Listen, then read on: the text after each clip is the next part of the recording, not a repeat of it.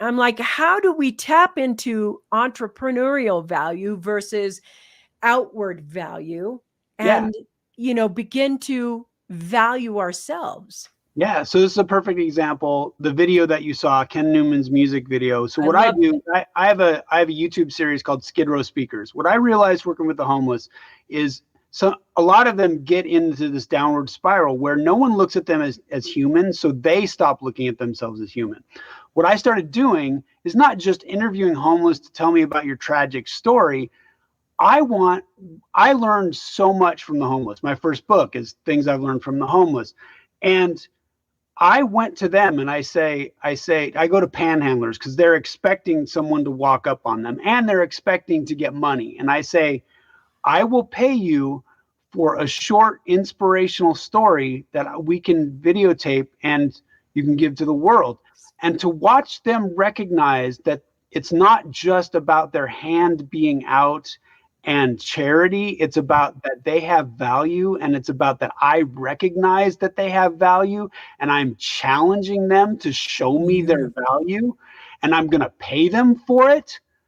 Beautiful. That whole thing, and you see it happen in the music video, is just this light that comes on in their head, Yeah. and that is the Oh, key. So you don't have to be homeless to access that, but you have to realize that the value starts with you. You define what that value is, and yeah. everything else is a tool. So when I go to a university, I get this degree because it gets me in this certain door, or it's Yeah. because it's this certain pay level in order to be able to do this thing.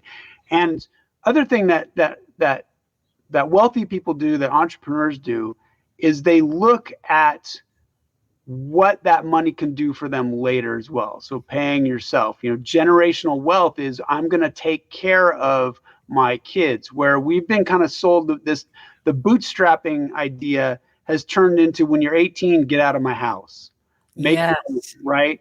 Which really, it kneecaps our youth because it turns them Absolutely. into this living life on the edge. And fearful all the time. Fearful. Yeah.